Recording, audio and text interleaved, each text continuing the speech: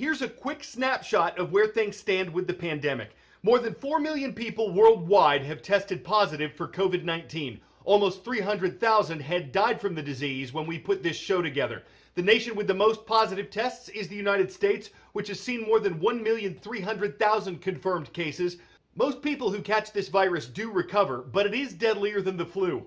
That's why some health officials encourage those who were celebrating Mother's Day yesterday to continue avoiding groups of more than 10 people and to keep their physical distance from mom, avoiding hugs and kisses.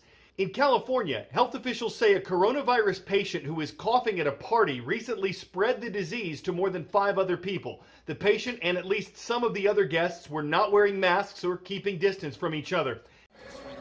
As more U.S. states move to lift coronavirus restrictions, a closely watched model for gauging the disease's spread continues to raise its estimate for the number of deaths in the United States. For the second time in under a week, the University of Washington's Institute of Health Metrics and Evaluation revised its forecast, which now stands at more than 137,000 deaths by August, roughly 3,000 more than its prior estimate on May 4th. On Sunday, the Institute's director, Christopher Murray, told CBS News that the reason was simple. More people moving around means more infections. What's driving the change is, simply put, the rise in mobility, and that's the key driver. We're seeing in some states, a 20 percentage point increase in just 10 days in mobility, and that will translate into more human contact, more transmission.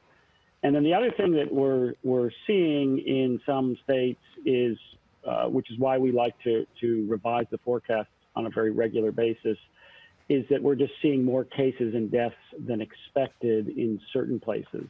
But it's mostly mobility that's driving up the numbers. First stop is in South Korea, where schools were supposed to start reopening on Tuesday. Didn't happen, though. The government postponed those plans for another week after a flare-up of coronavirus cases in the nation's capital. They were linked to a number of nightclubs in a district of Seoul. Dozens of people who'd visited them got sick.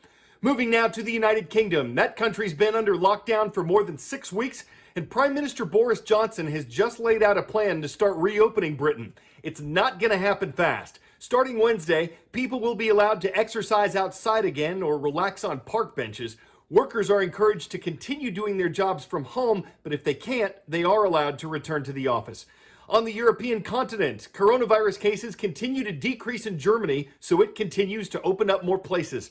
Restaurants and cafes will welcome customers across Germany this week, but the country's Center for Disease Control says it's possible the virus could pick up speed again in its spread. And Prime Minister Angela Merkel says if there's another spike in cases, the lockdown could return. It's May 11th today. What we can see in the case of both indicators is, the likelihood right now, unless something miraculous happened, we're going into June. So I think it's fair to say that June is when we're potentially going to be able to make some real changes if we can continue our progress. By this time next week, at least 48 U.S. states will have relaxed some of their restrictions concerning coronavirus. There's a lot of debate about this. Many health officials say opening up the country too soon could lead to more cases and deaths from COVID-19. Many business owners say keeping things closed could lead to a crash of the economy with more jobs lost. Scientists around the world are racing to test and study different medications, like the one we told you about last week that could help sick people recover faster. Scientists around the world are racing to develop a coronavirus vaccine, though one of those could still be a year away or more. And while coronavirus testing can help officials know who's sick now, antibody testing can help them know who's had this disease in the past. This is crucial because doctors say up to 50% of the people who have coronavirus have 0 symptoms when they're tested. So there could be a lot of people who have this disease or who have recovered from it without ever knowing they'd contracted COVID-19, and they could have unknowingly spread it to others. We've reported that the novel coronavirus was officially identified in Wuhan, China in mid-December of last year, but U.S. intelligence agencies were tracking it there in November. The first case in the United States was confirmed on January 21st, but more research is coming out that suggests it was spreading in America and other countries well before that. So antibody testing, when it works accurately, could supply some of the missing pieces of the coronavirus puzzle. One of the ways our immune system protects us from viruses is through antibodies. Antibodies are proteins in our blood that attach themselves to parts of viruses. That limits the infection and also alerts white blood cells to come in, attack, and eliminate the virus. So in many cases, if the body encounters the same virus again, the immune system has leftover antibodies that are taught and remember the previous infection. These cells can either fight off the deadly virus directly, or they can produce more antibodies to help prevent the infection. Researchers aren't entirely sure why this process works so well for some viruses, but not others. Our immune system seems to remember some viruses better than others. A person is generally protected for life after one encounter with viruses like chickenpox or polio. However, there are some viruses that our immune systems seem to easily forget.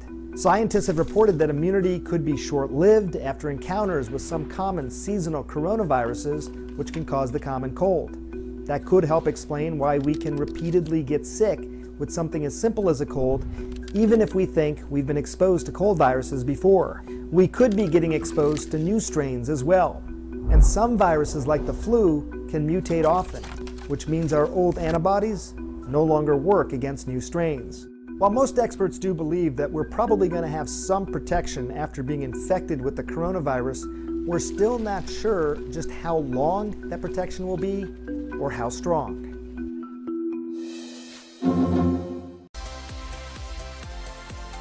The new coronavirus that changed our way of life may become a long-term problem, part of a number of viruses like the flu that circulate around the world every year. That's the word from an official with the World Health Organization who says he doesn't think anyone can predict when or if the disease will disappear. The WHO is part of the United Nations. It was criticized for waiting until mid-March to officially declare the coronavirus a pandemic, a disease that's widespread across the world. Now the organization says there's a long way to go until it's not considered a pandemic. The shutdowns and closures related to the disease are increasingly being lifted, and there's hope in the efforts being made around the world to find ways to treat, cure, and prevent the disease. According to Johns Hopkins University, there have been more than 83,000 deaths linked to coronavirus in the United States, but there have been hundreds of thousands of recoveries as well. In terms of supplies, equipment, and beds available, many hospitals have become better prepared to help coronavirus patients. But just as their numbers aren't spread evenly across the country, state plans differ as well. World Health Organization is warning that COVID-19 may never go away and people just have to learn to live with the virus. The WHO draws comparisons with HIV, which the world has learned to manage. An antibody test to find out whether people have been infected with the coronavirus has been approved by health officials in England. The blood test checks if someone has already had the virus and might now have some immunity. This is AP News Minute. An immunologist is prepared to warn Congress that the coronavirus pandemic could get much worse without a coordinated national response. Dr. Rick Bright says he lost his job after warning the Trump administration to prepare for the pandemic. A Wisconsin Supreme Court ruling is letting businesses, including bars and restaurants, reopen. The court struck down Governor Tony Evers' extension of his stay-at-home restrictions. Los Angeles Mayor Eric Garcetti says adults will be required to wear face masks whenever they leave the house. LA opened its beaches Wednesday, even as officials said stay-at-home orders could remain for months. And 4 brush fires shut down a section of Interstate 75 in southwest Florida on Wednesday. Authorities say one of the fires threatened about 30 homes. Some voluntary evacuations were reported. Mike Hempen, the Associated Press, with AP News Minute.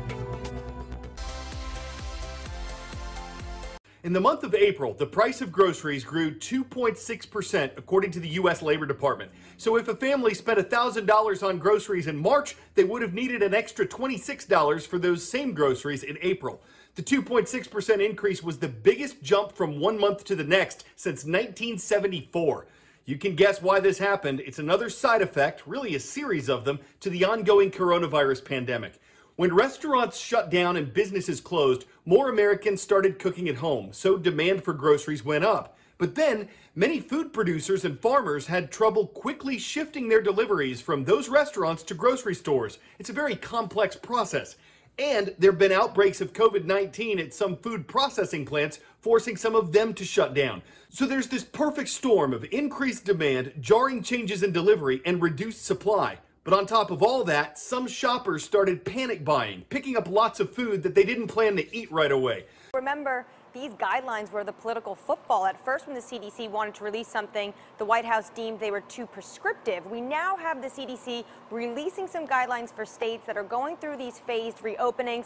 And what they really encourage are things like social distancing, maintaining best case practices for washing hands, and how to spot potential symptoms. For bars and restaurants, things like spacing out tables, limiting party size. For mass transit, limit routes to and from transmission areas before increasing to full service, and also spacing out seats. So kind of things we've all been talking about the past few weeks. This is going to come into play in New York, Nara. New York State, 5 of the 10 regions will begin opening. The stay-at-home order ends today on Friday. But not so quick for New York City, Long Island, and Western New York, the epicenter, the tri-state area that's been hit by the pandemic. That will remain shut for the foreseeable.